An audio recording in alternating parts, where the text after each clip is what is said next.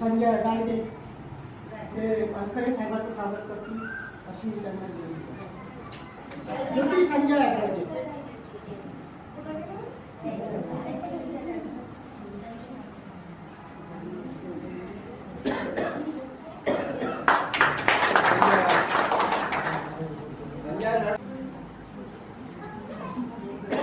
यानंतर वानखडे साहेबांचं स्वागत आमची लाडकी काकू आशाताई वानखडे करतील याची त्यांना विनंती.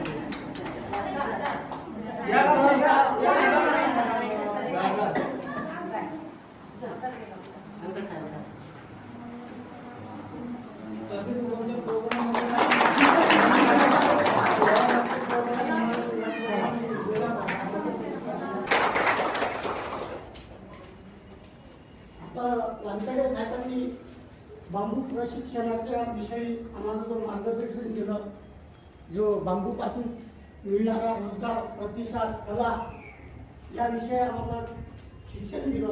त्या शिक्षणाची आणि समोर काय प्रतिसाद द्यावा, कसं करावे याची 2 शब्दाप्रमाणे सांगता अशी मी विनंती.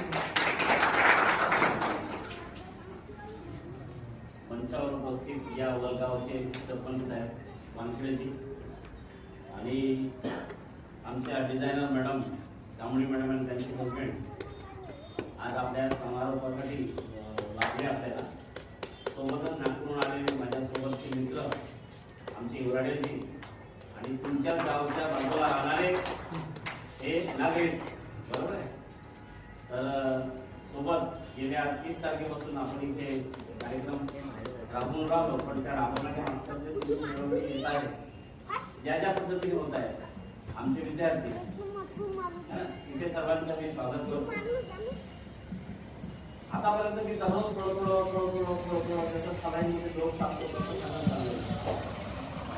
आज आहे आपल्याला हेच 4 घेण्याचा अस्पतालमध्ये. याच्यानंतर पेशंट कसा राहील, हे राहील, कसं राहील हे डॉक्टरांवर अवलंबून नाही. तुमचं जर खानपान चांगलं असेल व्यवस्थित स्ट्रॉंग राहणार, बरोबर आहे. अशा प्रकारे मी तुम्हाला सांगा. वानखेडे साहेब, मी इथे आलो जेव्हापासून मला माहिती पडलं की हे एक विशिष्ट समाज म्हणजे एसटी समाजासाठी हे सुरू करण्यात आले. Ministry of textile government of इंडियाच्या हँडीक्राफ्ट डिपार्टमेंटच्या अंतर्गत टेक्नॉलॉजी डेव्हलपमेंटचं काम आहे. म्हणजे जे लोक ऑलरेडी बांबूमध्ये काम करत आहेत त्यांना नाविन्यपूर्ण योजनेमध्ये आणण्याचं काम, त्यांना डिझाईन चेंज करण्याचं प्रोग्राम आहे सेंट्रल गव्हर्नमेंट. याच्यामध्ये यांना मानधन मिळतं, आय कार्ड दिलं जातं किंवा हे कलाकार आहे म्हणून. आणि महाराष्ट्रात भारतात कुठेही प्रवास कराल तर यांना 2 लाखाचं जवळजवळ इन्शुरन्स असतं. प्लस यांचे जर मुलं जर चांगल्या याच्यावर जात असतील तर त्यांना 80% अनुदान मिळतं फीस मध्ये. भारतामध्ये फॅशन डिझायनिंग मध्ये IT म्हणून आहे, तर त्याच्यामध्ये 10 लाख रुपये जर समजा फीस असेल तर जर तुम्ही ज्या ठिकाणी राहता तिथून जर एक कला सुरू केली, नॅशनल लेवलवर जायचं असेल आणि तुम्ही जर समजा राष्ट्रीय प्रमाणात मिळाला किंवा सत्कार झाला किंवा नॅशनल लेवलचं तुम्हाला जर समजा एक कलाकार म्हणून घोषित करण्यात आला तर तुम्हाला विदेशात जायला सुद्धा मिळतं. आणि पेन्शन सध्या ती पेन्शन 8,000 बांबू का निवडायचा हा माझा विषय आहे, कारण मी बांबूमध्ये स्पेशलायझेशन करत आहे.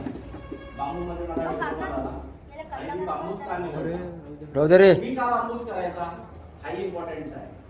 त्याचं कारण असं आहे, येणाऱ्या 10 वर्षामध्ये बांबूच इंटरनॅशनल एक असं सोसायटी आहे जी इंबार म्हणून आहे, ते सुद्धा बांबूवर चायना सुद्धा बांबूवर काम करत आहे, नेपाळ बांबूवर काम करत आहे, भारत सुद्धा करत आहे, बांबूवर काम करत आहे. आता तुम्हाला माहिती आहे, आधी आपण जात होतो आणि लगेच झाड तोडलं की घरी आलं खूप बदली लागत होती, काय आता आणू शकता नाही आणू शकत, कारण फॉरेस्ट लॉ खूप वाढलेला आहे, जंगलाचा जो कानून आहे तो जास्त वाढला.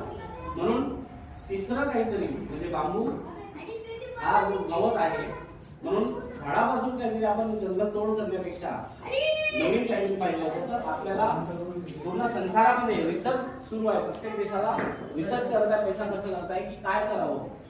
म्हणून आता ते रिसर्च झालेलं आहे, जवळजवळ 100 पेक्षा जास्त प्रोडक्ट बांबू पासून तयार करता येऊ शकतात. तुम्ही जे बगलमध्ये काठी घेतात तेही करू शकता. मांडण्यापासून तर शेवटपर्यंत बांबूला वापर आहे. इव्हन आता बांबूपासून लोणचे आणि पापड सुद्धा तयार होत आहे. आणि समोर याच्यापेक्षा अगदी समोर वाढेल.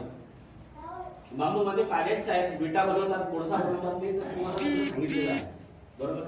आणि याचे वेगवेगळे युजेस आहेत. पण आपण बांबू हँडीक्राफ्ट मध्ये म्हणत आहोत, तर जेवढ्या वस्तू बनवता येईल, जे तुम्हाला घरात दिसतं, एखादं गिलास दिसेल तर ते बनवते, वाटी दिसेल तर वाटी बनवता येते, एव्हरीथिंग इज पॉसिबल इन बांबू. बांबू तुम्हाला काय शिकवण्यात येत आहे? कारण भारतामध्ये हँडीक्राफ्ट म्हणून वापरण्यात येत आहे. प्लस तुमच्यात जर कृती असेल तर तुम्ही छोट्या छोट्या या बटना सुद्धा बांबूपासून बनतात. मी इथे जो कचरा तुम्हाला फेकायला नाही लावला त्याचं कारण आहे की या बटना सुद्धा तुम्ही बनवू शकता. पण तुम्ही बोटावर पाहून गोष्टी सांगत आहे. बांबूला असं मजाकमध्ये किंवा याच्यात नका नेऊ की बाबा बांबूपासून काय आपण पडेल बनवतो तो त्याच्यात जास्त जास्त काय करणार नाही. सॉरी, मी सरपंच साहेबांना त्या दिवशी दाखवलं कचऱ्यापासून वस्तू निर्मिती काय, कचऱ्यापासून वस्तू निर्मिती कार्यक्रम चालवतो मी महाराष्ट्रात. पहिला माझी योजना आहे. मला महाराष्ट्र सरकारला सुद्धा आवडतं. तर मी हे म्हणत होतो की तुम्ही कचऱ्यापासून पण करू शकता, पण हा तर बांबू आहे. मग बांबूपासून किती लांब जाऊ शकतो. तुम्ही काही ना काही उद्योग करत आहे, बँडचा उद्योग करत आहे, काही ना काही करत आहे. त्याला त्या उद्योगाला बांबूला जर तोडून घेतलं तर मला असं वाटतं की प्रत्येकाच्या घरात कुटुंबांनी जर याच्यावर काम केलं तर जे आज बसलेले आहे डबल टिबल 54 लोक होऊ शकतात. 100-200 लोकांचा जर इथे ग्रुप असेल, 200 लोकांपर्यंत असेल, तर बांबूला आपण म्हणजे सातत्याने त्याच्यावर काम करण्याची गरज आहे. आणि बांबू वलगावमधून ओळखला गेला पाहिजे अमरावतीमध्ये, मला असं वाटते. म्हणून त्या पद्धतीने तुम्हाला मार्गदर्शन केलं आणि इथे मी माझे 2 शब्द संपवतो. आणि मला चांगलं वाटेल वाटतं किंवा